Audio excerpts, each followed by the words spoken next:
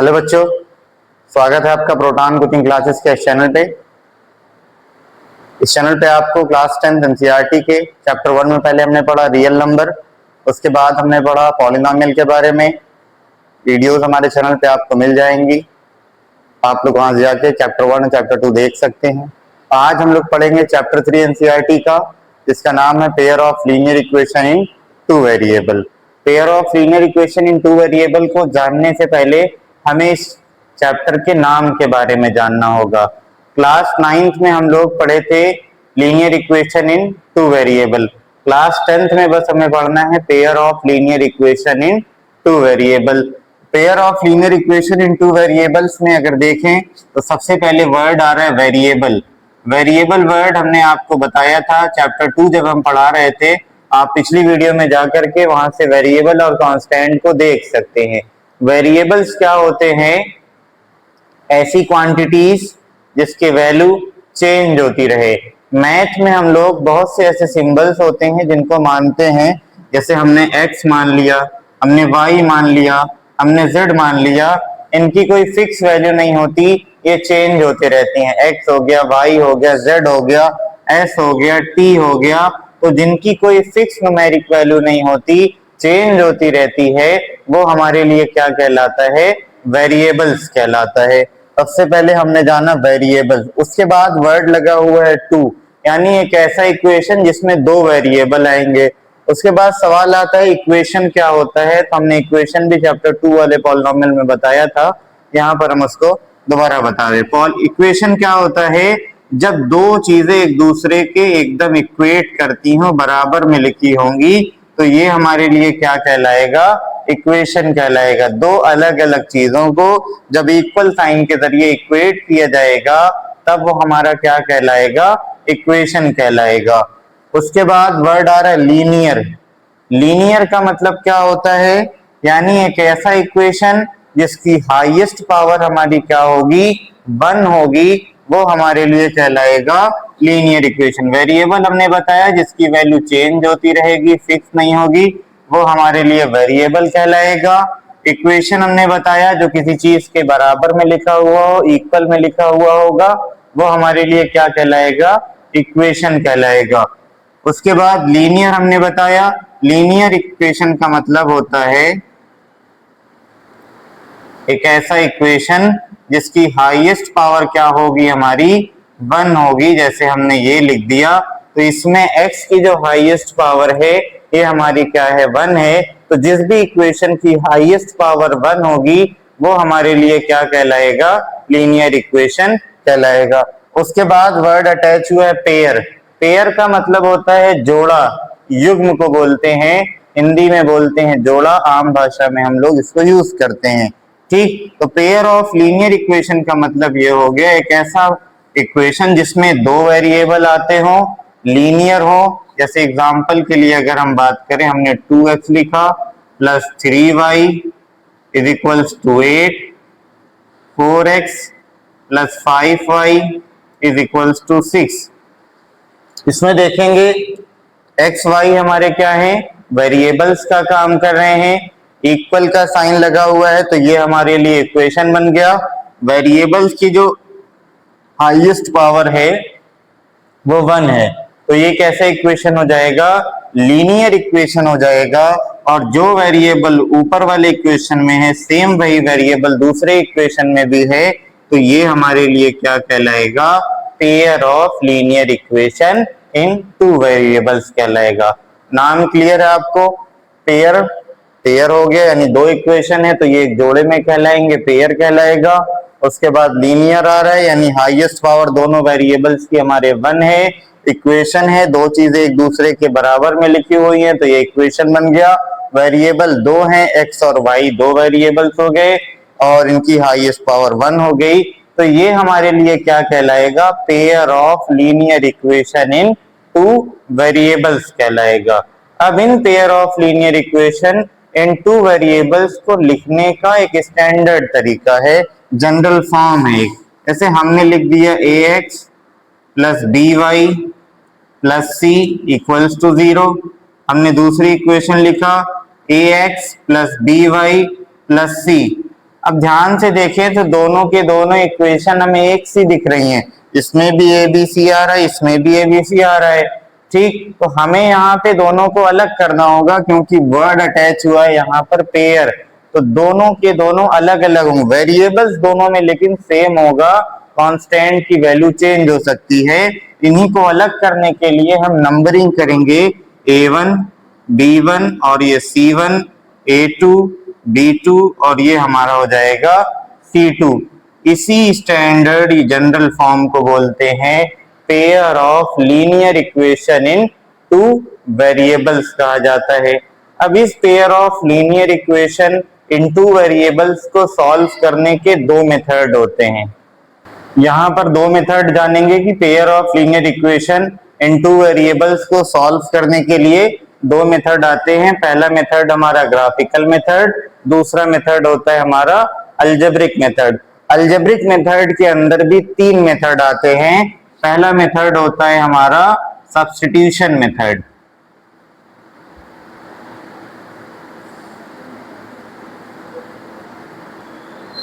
दूसरा मेथड होता है हमारा एलिमिनेशन मेथड,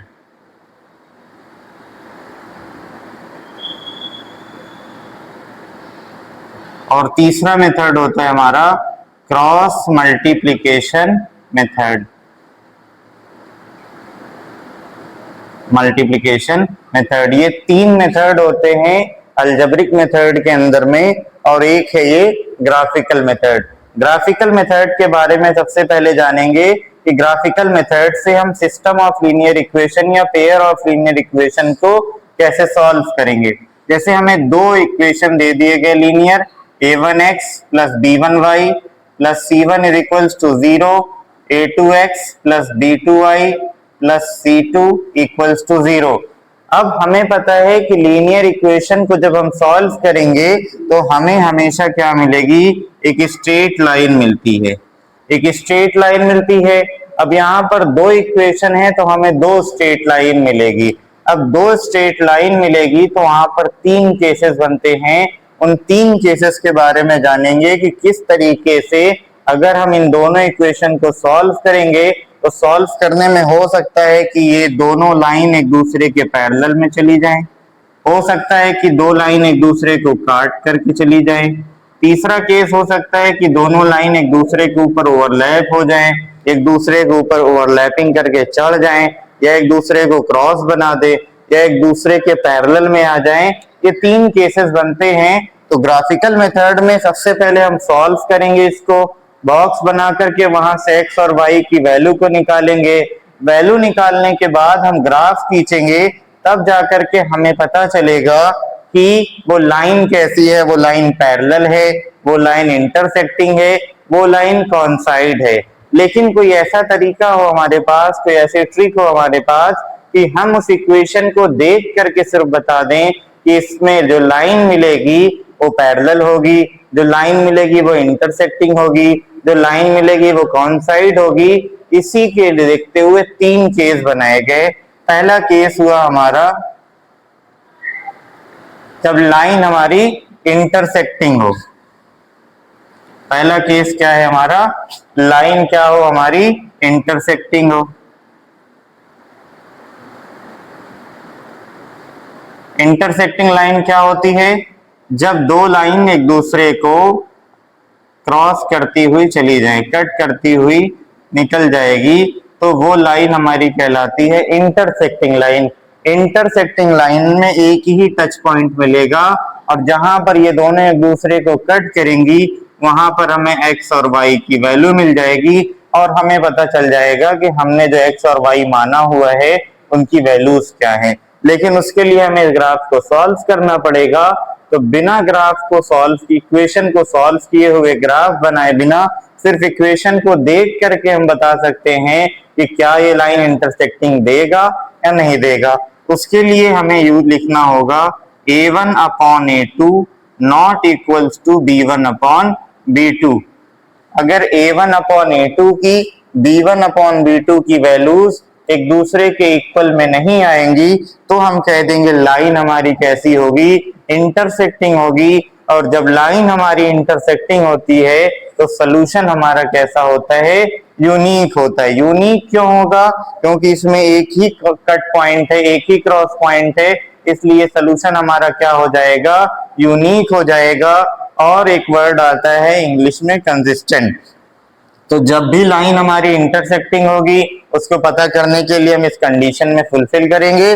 अगर A1/A2 B1/B2 एक दूसरे के इक्वल नहीं है तो लाइन हमारी इंटरसेक्टिंग हो जाएगी, सोल्यूशन हमारा यूनिक हो जाएगा, यूनिक सोल्यूशन मिलेगा और इक्वेशन हमारी कैसी होगी, कंसिस्टेंट होगी। ये फर्स्ट केस था हमारा। सेकेंड केस है हमारा जब लाइन एक दूसरे के, केस 2 है हमारा कि अगर हम इस linear equation, pair of linear equation in two variable को सॉल्व करें उससे बचने के लिए हम इस ट्रिक को लगा दे, A1/A2 equals to B1/B2 not equals to C1/C2, यानी A1/A2 B1/B2 इक्वल नहीं हो किसके, C1/C2 के। अगर ये कंडीशन हमें फुलफिल हो रही है उस केस में हमारी जो लाइन होगी वो पैरेलल लाइन शो करेगी।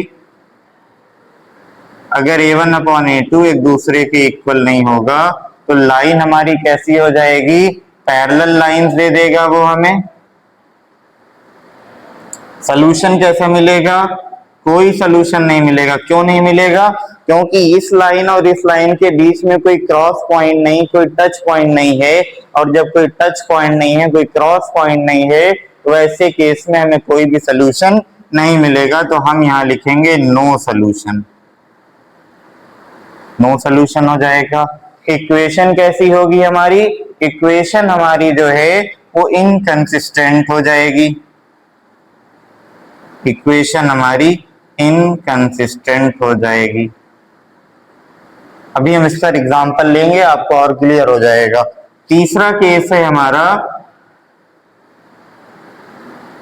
केस 3 है कि अगर A1/A2 इक्वल हो जाए B1/B2 के और ये इक्वल हो जाए हमारा C1/C2 के, मीन्स A1/A2 B1/B2 C1/C2 ये तीनों की वैल्यूज एक दूसरे के इक्वल में आ जाएंगी, तब हम कहेंगे कि हमारी जो लाइन होगी वो कॉन्साइड होगी।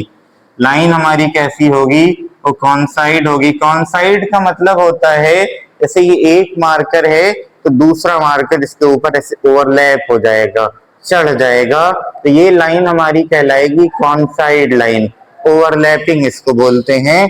तो लाइन का मतलब है कि अगर ये कंडीशन हमारी फुलफिल है, A1/A2 इक्वल्स टू B1/B2 और ये इक्वल हो हमारा C1/C2 के, उस केस में लाइन एक दूसरे के ऊपर चढ़ जाएगी। हम इसको डार्क कर दे रहे हैं, आप लोगों को क्लियर दिखेगा। उस केस में लाइन हमारी एक दूसरे पे चढ़ जाएगी। और जब लाइन एक दूसरे पे कॉन्साइड हो जाएगी उस केस में हमें बहुत सारे, हर एक लाइन में बहुत सारे पॉइंट होते हैं, इनफाइनाइट पॉइंट होते हैं। तो यहाँ पर दो लाइन एक दूसरे के ऊपर ओवरलैप हो गई तो इसके सोल्यूशन भी हमें कैसे मिलेंगे, इनफाइनाइट सोल्यूशन हमें मिलेंगे। तो सोल्यूशन हमारा कैसा हो जाएगा, इनफाइनाइट सोल्यूशन देगा ये हमें।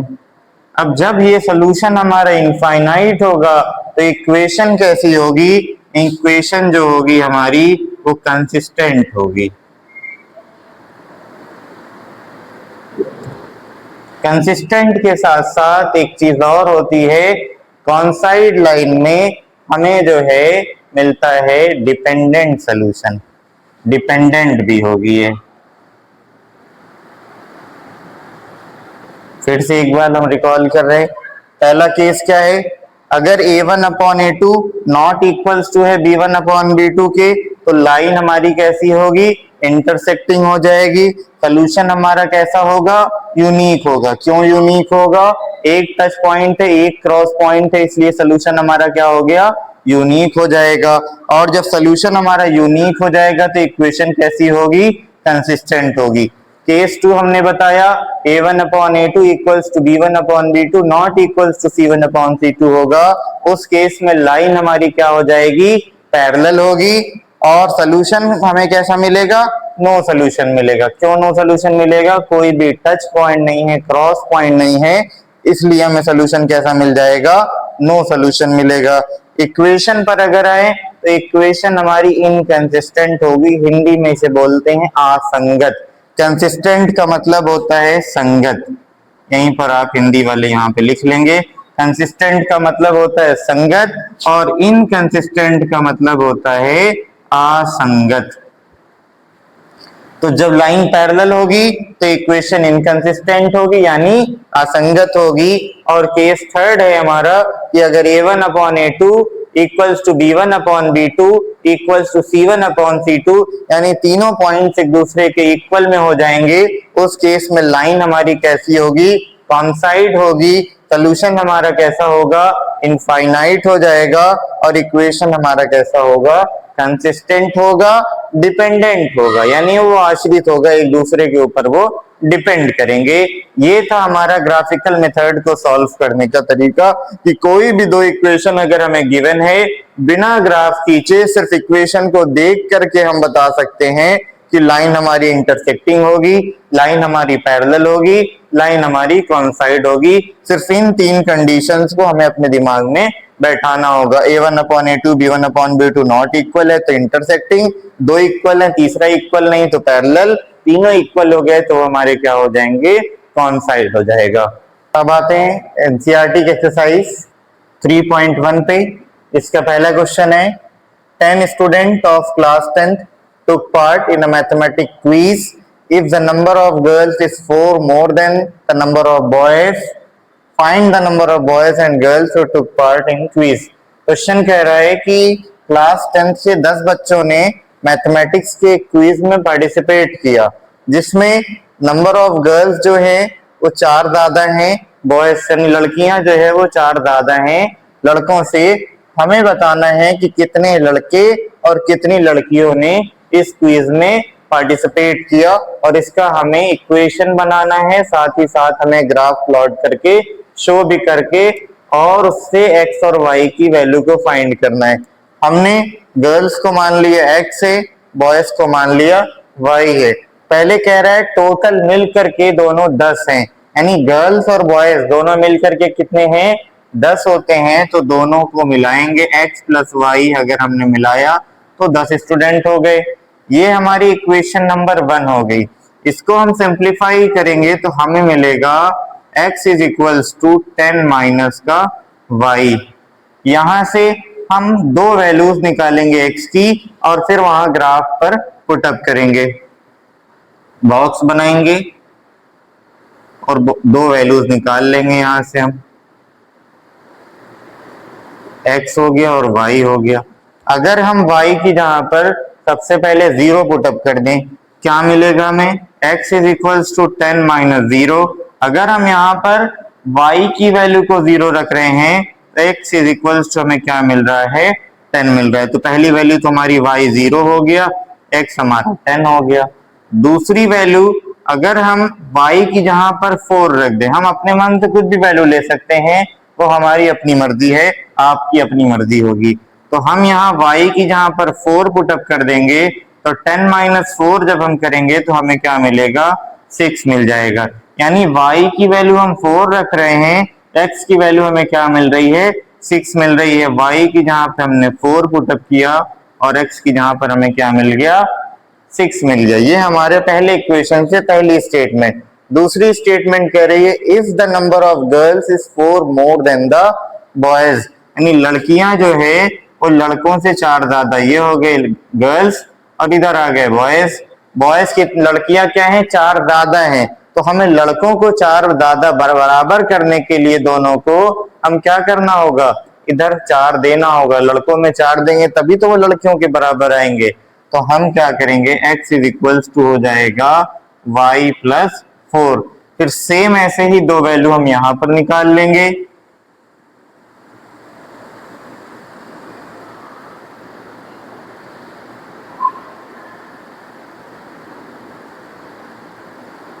x हो गया और ये y की वैल्यू अगर हम 2 पुटअप करते हैं, x is equals to y की जहां पर 2 रखें और 4 वैसे ही, तो x की वैल्यू हमें क्या मिल जाएगी, 6 मिल जाएगी। यानी हम y की वैल्यू अगर 2 रख रहे हैं तो x की वैल्यू हमें क्या मिल गई, 6 मिल गई। y की वैल्यू अगर अब हम 4 रखते हैं तो हमें क्या मिलेगा, y की वैल्यू अगर हम 4 रखते हैं तो x इज इक्वल्स टू हमें 8 मिलेगा। y हमने 4 रखा तो 4 और 4 मिलके क्या हो गया, x की वैल्यू हमें 8 मिल गई। अब इन दोनों वैल्यूज को उठा करके हम ग्राफ पेपर पे सॉल्व करेंगे। पहले बॉक्स को उठाएंगे, y की वैल्यू हमारी 0 थी और x पे वो कहां तक गया हुआ है, 10 तक गया हुआ है। 0 हमारा ये है और पॉइंट नंबर 10 हमारा ये हो गया।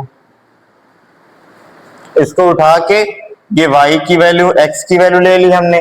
दूसरा पॉइंट हमें क्या कह रहा है, y की वैल्यू 4 है और x की वैल्यू क्या है, 6 है। y हमारा 4 दिया हुआ है, यहाँ पे मिल गया y एक्सिस पे और x एक्सिस पे हमें जाना है 6 तक, तो मिलाएंगे। यहाँ पे आएगा, ये हो गया हमारा पहले इक्वेशन से y पे हमें मिल गया 4.6 या 6.4 और यहाँ पे हमें मिल गया 10,0। इन दोनों को पहले हम मिला देंगे, यहां से ये क्रॉस हो गया। दूसरी इक्वेशन को देखेंगे, y पर हमारी जो वैल्यू है वो 2 है और x पर हमारी जो वैल्यू है वो 6 है, तो y पर 2 ले लेंगे हम और x के ऊपर 6 जाएंगे जब, तो वो यहां पर मिल रहा है हमें। दूसरी इक्वेशन से दूसरी वैल्यू लेंगे, y पर हमें 4 जाना है और x पर हमें 8 जाना है, तो y 4 हमारा ये है और x 8 हमारा यहां पर मिल रहा है।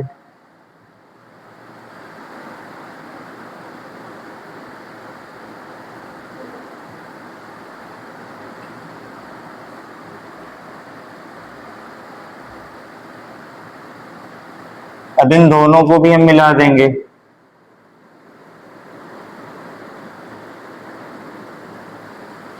इन दोनों पॉइंट्स को, जिस भी पॉइंट पर ये दोनों लाइन एक दूसरे को कट करेंगी वही हमारे x और y कोऑर्डिनेट होंगे। इस पॉइंट पर ये दोनों कट करेंगे, नीचे देखेंगे तो ये 7 पे मिल रहा है और इधर देखेंगे तो ये 7 पे मिल रहा है, यानी y की जो वैल्यू निकल के आई वो 3 हो गई और x की जो वैल्यू निकल के आई वो 7 हो गई। अब इसको हम वेरीफाई करेंगे, दोनों को ऐड करेंगे तो हमें 10 मिल जाएगा, यानी दोनों गर्ल्स बॉयज मिलके 10 हो गए। दोनों को माइनस करेंगे तो हमें 4 मिल जाएगा, यानी गर्ल्स कितनी थी हमारी, 7 थी और बॉयज हमारे कितने थे, 3 थे। यही हमारा रिजल्ट है और ये हमारा ग्राफ हो गया। और ग्राफ को हमने कैसे सॉल्व किया ये हमने बताया। क्वेश्चन नंबर 1 के बाद अब हम देखेंगे क्वेश्चन नंबर 2। क्वेश्चन नंबर 2 में बताना है हमें, on comparing the ratios a1 upon a2, b1 upon b2, c1 upon c2, find out whether the line represent, ये कौन सी लाइंस को रिप्रेजेंट करेंगे, लाइन हमारी इंटरसेक्टिंग होगी, लाइन हमारी पैरेलल होगी या लाइन हमारी कॉन्साइड होगी।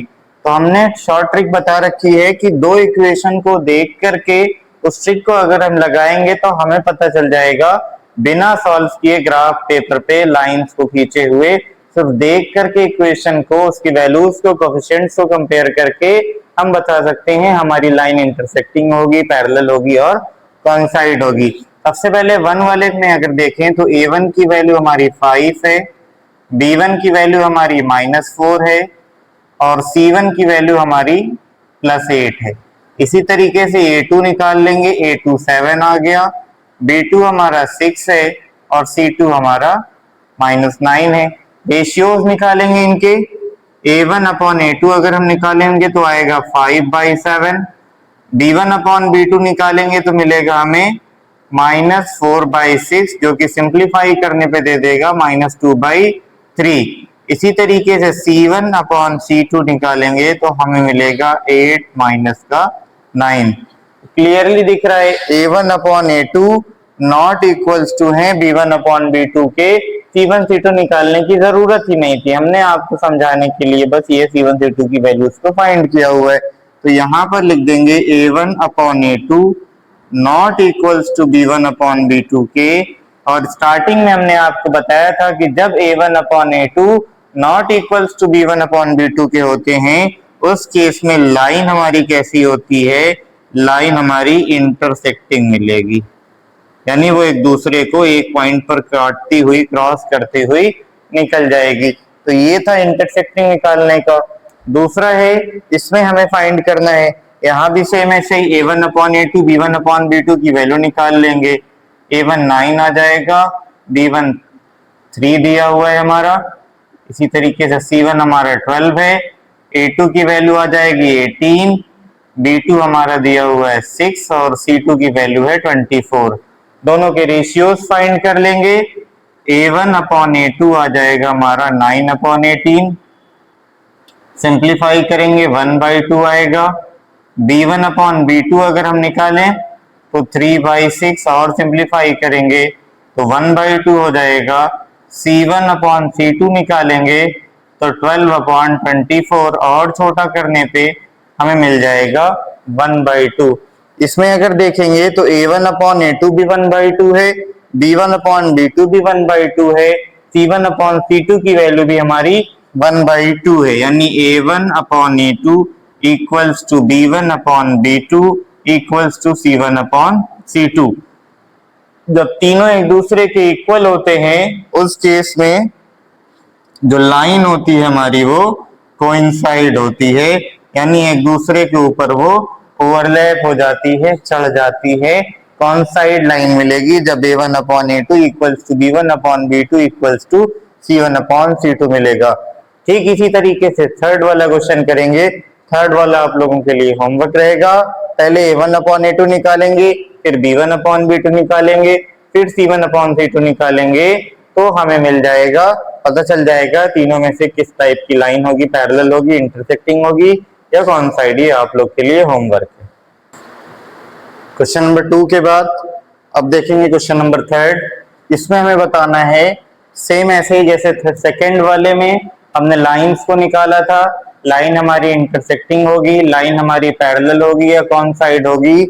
इसमें हमें बताना है लाइन देखते हुए कंसिस्टेंट होगा कि इनकंसिस्टेंट होगा, यानी हमारा जो इक्वेशन है वो संगत होगा कि असंगत होगा, ये हमें फाइंड करके बताना है। तो इसको निकालने के लिए भी सेम ऐसे ही हम a1 upon a2, b1 upon b2, c1 upon c2 तीनों के रेशियोज को देखेंगे, और जहां पर हमें लाइन इंटरसेक्टिंग मिलती थी वहां पे इनकंसिस्टेंट होता था, यानी a1 upon a2, b1 upon b2, c1 upon c2 को पहले निकालेंगे, फाइंड आउट करेंगे। यहाँ से a1 की वैल्यू आ जाएगी 3, b1 आ जाएगा हमारा 2, और ये इस साइड आकर के हमें c1 देगा तो c1 की वैल्यू आ जाएगी हमारी -5। इसी तरीके से a2 निकालेंगे तो हमें मिलेगा 2, b2 की वैल्यू आएगी -3 और c2 दे देगा हमें -7। यहां से a1 अपॉन a2 आ जाएगा हमारा 3/2, b1 अपॉन b2 निकालेंगे मिल जाएगा -2/3, c1 अपॉन c2 निकालेंगे तो मिलेगा -5/7, माइनस से माइनस कैंसिल आउट, 5/7। अगर ध्यान से देखें a1 अपॉन a2 की वैल्यूज b1 अपॉन b2 की वैल्यूज के इक्वल नहीं है। a1 upon a2 not equals to b1 upon b2। यहाँ पर 3/2 दे रहा है और यहाँ पे -2/3 दे रहा है, तो a1 upon a2 b1 upon b2 अगर हमारा इक्वल नहीं होता उस केस में जो इक्वेशन होती है हमारी वो कंसिस्टेंट होती है, इक्वेशन हमारी कंसिस्टेंट होगी, कंसिस्टेंट। इसी तरीके से क्वेश्चन नंबर 2 को हम सॉल्व करेंगे। इसमें भी a1 upon a2, b1 upon b2, c1 upon c2 upon में दिया हुआ है तो देख के घबराना नहीं है उसको, पहले हम a1 upon a2, b1 upon b2 की वैल्यू को फाइंड करेंगे। a1 की वैल्यू आएगी हमारी 3/2, b1 की वैल्यू आएगी हमारी 5/3 और c1 की वैल्यू आएगी हमारी -7। ऐसे ही a2 की वैल्यू आएगी 9, b2 की वैल्यू आएगी -10 और c2 की वैल्यू आएगी -14। इन सब के रेशियोज निकालेंगे। a1 upon a2 is equals to 3/2 whole का अपॉन 9 और ये चला जाएगा यहाँ पर, तो हमें मिलेगा 3/18। 3 इसको डिवाइड कर देगा तो हमें मिलेगा 1/6। आगे b1/b2 को निकालेंगे। b1/b2 is equals to 5/3 whole के अपॉन में -10, ये चला जाएगा यहाँ पर, तो 5/30 कैंसिल आउट हो जाएगा, ये दे देगा -1/6। इसी तरीके से C1/C2 फाइंड आउट करेंगे तो हमें मिलेगा -7 -14 कैंसिल आउट, ये देगा हमें 1/2। ध्यान से देखें तो यहाँ भी A1/A2 और B1/B2 एक दूसरे के इक्वल में नहीं है। A1/A2 not equals to B1/B2, equation हमारी कैसी हो जाएगी, ये भी हमारी कंसिस्टेंट इक्वेशन होगी। ठीक, हमने देख लिया 1/6 यहाँ भी, 1/6 यहाँ भी है, लेकिन ये प्लस में और ये माइनस में दिया हुआ है, इसलिए A1/A2 और B1/B2 हमारे इक्वल नहीं होंगे, और जब इक्वल नहीं होंगे तो इक्वेशन हमारी कंसिस्टेंट होगी। सेकेंड के बाद थर्ड है, इसमें भी A1/A2 निकाल लेंगे। A1 की वैल्यू 5, B1 की वैल्यू आएगी हमारी -3, C1 आएगा हमारा -11, A2 आएगा -10, B2 आएगा 6 और C2 आएगा 22। दोनों के रेशियोज फाइंड कर लेंगे। A1/A2 5/10 कैंसिल आउट करेंगे तो -1/2 होगा। इसी तरीके से B1/B2 निकालेंगे, -3/6 कैंसिल आउट करेगा -1/2। C1/C2 निकालेंगे, -11/22 कैंसिल आउट करेगा तो -1/2। A1/A2 भी 1/2 है, B1/B2 भी 1/2 है, C1/C2 भी 1/2 है, और तीनों वैल्यूज हमारी माइनस में है। तो जब तीन की तीनों वैल्यूज एक दूसरे के इक्वल में होंगी, मीन A1/A2 इक्वल होगा B1/B2 के, और ये इक्वल होगा हमारा C1/C2 के। उस केस में हमारी जो लाइन मिलती है वो हमें कैसे मिलती है, कॉन्साइड मिलती है, और जब लाइन हमारी कॉन्साइड होती है तो इक्वेशन हमारा कंसिस्टेंट होता है बट डिपेंडेंट होगा।